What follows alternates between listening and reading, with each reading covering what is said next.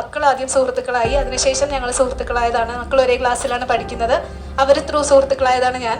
അപ്പോൾ ആദര ഇവിടെ വന്ന് ജോയിൻ ചെയ്ത് കുറച്ച് നാൾ കഴിഞ്ഞിട്ടാണ് എന്നോട് പറയുന്നത് ഇങ്ങനെ ഒരു സ്ഥലമുണ്ട്, നീ വന്ന് പഠിക്കുകയോ പഠിപ്പിക്കുകയോ. അപ്പോൾ പ്രിന്റ് കിട്ടുമ്പോൾ നമ്മൾ പഠിക്കാനുള്ള ആഗ്രഹം ഉണ്ടെന്ന് കൂടി ഒന്ന് പഠിച്ചു, കമ്പൈൻ സ്റ്റഡി ചെയ്തു.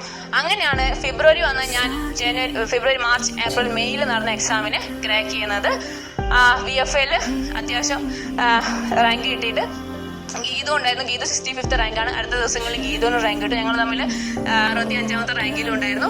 അപ്പം ആ ഒരു 4 മാസത്തെ ക്ലാസ്സാണ്. സാറിന് പ്രിന്റും ഇവിടുത്തെ ക്ലാസ്സും പെർഫെക്റ്റ്. ഇവിടെ വന്ന് ഇരുന്ന് പഠിക്കാനുള്ള സാഹചര്യം എപ്പോൾ വേണമെങ്കിൽ നമുക്ക് ഇന്ന് പഠിക്കാം. ഈവനിങ് ഒരു 6 മണിവരെയൊക്കെ ഇരുന്ന് പഠിച്ചിട്ടുണ്ടായിരുന്നു.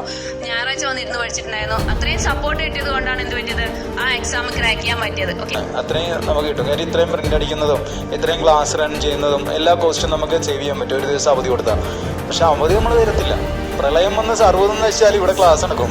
ഞാനുണ്ടെങ്കിൽ അപ്പുറത്തൊരു കുട്ടിയുണ്ടെങ്കിൽ ഇവിടെ ക്ലാസ് നടന്നിരിക്കും. അതാണ് നമ്മുടെ പോളിസി. നമ്മളങ്ങനെ ഒരു പ്രൊഫിറ്റ് ഒന്നും നോക്കുന്നു. നമ്മൾ നിൽക്കുമ്പോൾ നമ്പർ 1 ആയിട്ട് നിൽക്കണം, അല്ലാതെ നിന്നിട്ട് കാര്യമില്ല. എൻ്റെ പോളിസി അതാണ്. ഞാൻ PSC പഠിക്കുമ്പോഴും അങ്ങനെ തന്നെയായിരുന്നു. ഞാനായിരിക്കണം നമ്പർ 1 എന്നുള്ളത് എനിക്ക് നിർബന്ധമായിരുന്നു. നമ്പർ 1 ഒന്നും കിട്ടത്തില്ലായിരിക്കും ചിലപ്പോൾ, പക്ഷേ എൻ്റെ